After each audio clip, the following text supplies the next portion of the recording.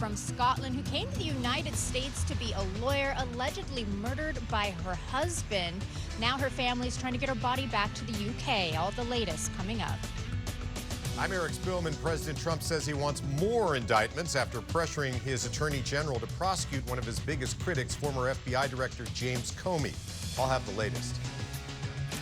Good morning, I'm Jessica Holmes. Lessons learned from a woman who lived to be 117 years old, what scientists believe was her secret to longevity.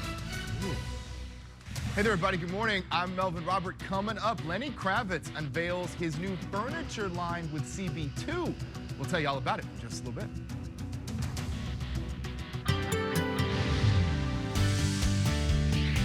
All right, here we go. Looking at the weather, and the weather's going to be a little bit on the overcast side for the better part of today and the weekend. Plus, we might be seeing some thunderstorms kicking up across Southern California.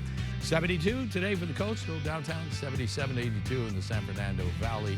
We should be getting clearing skies once you get inland just a touch in the next couple of hours. 81 in Inland Empire, high desert clear, up to 88 degrees and breezy. Jessica, back to you. Mark, thank you. A local man facing murder charges this morning in the death of his wife. Family and friends say the victim moved here from Scotland to become an attorney. KTLA's Aaron Myers live now in Los Feliz with the details. Aaron, good morning. Good morning, Jess. The victim has been identified as June Bunyan, and according to a friend, the man who allegedly killed her is her husband, and the two recently had a baby, she told us. Now, her body was found in the apartment building you see there across the street about 2 weeks ago, and that friend tells us she had lived there for about a year and a half. June Bunyan's family shared these photos of her on a GoFundMe account set up in her honor. The LAPD says they were conducting a welfare check here at Bunyan's Los Feliz home on the 5300 block of Franklin Avenue on September 11th when they found her body. According to the medical examiner, the cause of death was due to traumatic neck injuries. The LAPD was working off a tip from the Ventura County Sheriff's Department. Just hours before officers discovered Bunyan's body, Ventura deputies learned of a possible homicide in LA while responding to a medical call involving Jonathan Renteria. He was later arrested by the LAPD and has been charged with the murder of Bunyan and another felony charge related to mutilation of human remains. A friend of June's tells us Renteria didn't live in the apartment but would visit, and that she was worried about the two's relationship. He was verbally abusive, emotionally abusive, financially abusive. And these are things that I knew from our friendship where she had confided in me. And there were even times where she said, I'm going to leave. Can you help me? According to the BBC, Bunyan was from Scotland and also went by the name June Renteria. The outlet says she established Renteria Paralegal Services in 2024, which specialized in immigration law. The GoFundMe says Bunyan had multiple degrees and was here in the United States to pursue her dream of becoming a defense attorney, and that earning her law degree was her proudest achievement. Those who knew her said she was kind to everyone. June was, I've described her as a bright light. She always had this huge smile on her face, and she had these beautiful light eyes, and she was the most jovial person you'd ever encounter. She knew everybody in her complex. Everyone knew her. She said hello to everyone. She was a presence. You couldn't ignore her. You couldn't miss her. Family and friends are asking for help to cover the costs of repatriation to the UK, funeral and burial expenses, and any legal or travel costs associated with what happened. Now back here live, Jonathan Renteria is being held on $4 million bail, and according to booking records, his next court date is scheduled in November. Reporting live here in Los Feliz, I'm Aaron Myers. I'll send it back to you in the studio. Aaron, thank you for that. President Trump lashing out at former FBI Director James Comey this morning. A day after Mr. Comey was indicted by a federal grand jury, the indictment coming just days after President Trump publicly pushed the U.S. Attorney General to begin prosecuting his political rivals and critics. KTLA's Eric Spillman, live in the newsroom with the latest. Eric, good morning. Morning, Frank. Before he was even elected this time, Donald Trump told supporters, "I will be your retribution." He said, sometimes revenge against political enemies is justified. And this morning he told reporters he hopes there will be more indictments in the coming days. James Comey is the first former FBI director to be charged with a crime in the history of this country. He's expected to to turn himself in to federal authorities later today. He was indicted on one count of making a false statement and one count of obstruction of a congressional proceeding. It stems from his testimony to the Senate back in 2020 when lawmakers grilled him about the FBI investigation into Donald Trump's alleged connections to Russian meddling in the 2016 election. The indictment accuses Comey of lying when he was asked if he had ever authorized someone at the FBI to be a source for a news report. Your testimony is you've never authorized anyone to leak. And Mr. McCabe, if he says contrary, is not telling the truth. Is that correct? Again, I'm not going to characterize Andy's testimony, but mine is the same today. For years, President Trump has pushed hard for Comey to be punished for his role in the Russia probe, which Trump calls a hoax.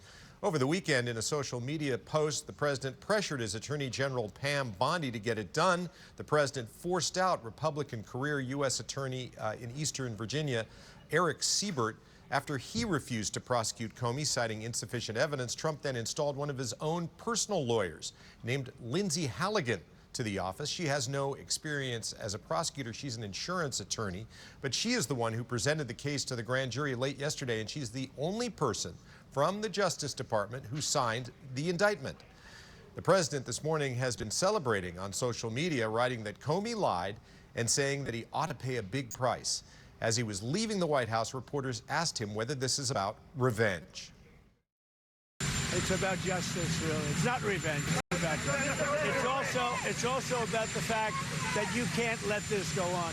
They are sick, radical left people, and they can't get away with it. And Comey was one of the people. He wasn't the biggest, but he's a dirty cop. He's always been a dirty cop. Comey himself says he is looking forward to fighting back. My family and I have known for years that there are costs to standing up to Donald Trump, but we couldn't see ourselves living any other way. We will not live on our knees. My heart is broken for the Department of Justice, but I have great confidence in the federal judicial system, and I'm innocent. So let's have a trial. If he is convicted, Comey could face up to 5 years in prison for each count in the indictment, but many legal experts say the case is flimsy and that perjury is difficult to prove. Also, they say it's possible the judge will throw out the case before it ever goes to trial.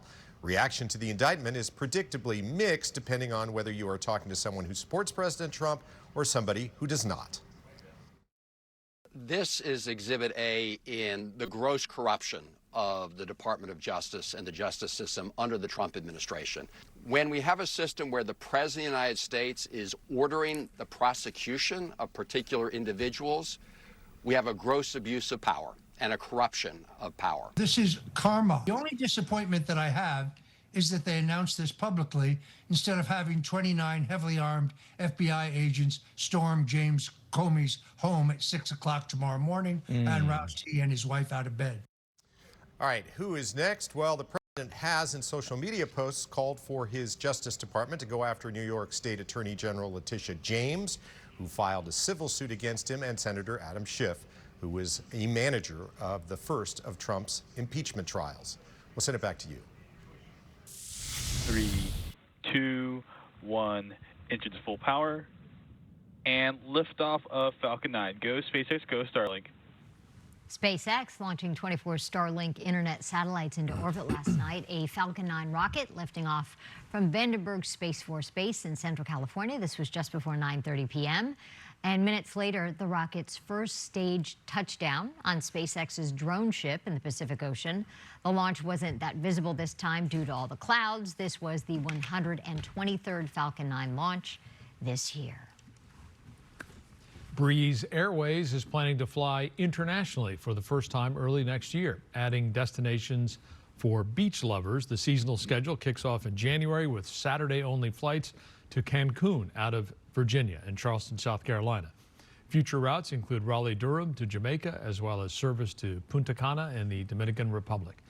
Fares for the new routes start as low as $99 one way for economy seats. Locally, Breeze Airways operates out of LAX and John Wayne Airport and will soon start service at Hollywood Burbank Airport. That's coming in March. So you can go to some of those fabulous places for $99. I guess so. Wow. Okay. You know, we were talking about SpaceX, and earlier this morning there was some space junk that looked like it fell out of the sky. And I was saying, there's so much stuff up there.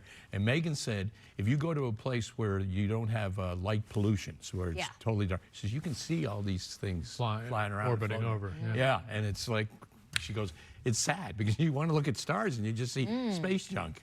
Okay. Thought I'd fill you in on that. Yes, one. thank you. Yeah. An observation. Observation. From Mark Frisky. Still.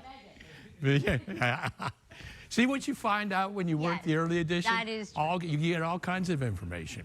Still overcast at LAX and most of Southern California. A lot of cloud, very thick marine layer this morning. We have a couple of systems that are going to be moving through, not exactly hitting in directly, but we will get parts of those systems, which will give us a sloppy weekend all the way across. 78 yesterday, 82 is the average. 1963, we set a record of 107 degrees. This is how it's looking right now. Marine layer is still affecting us. Further south, it gets a little thicker, but it does clear out. Then all of a sudden, Saturday, boom, you see some storms moving through it.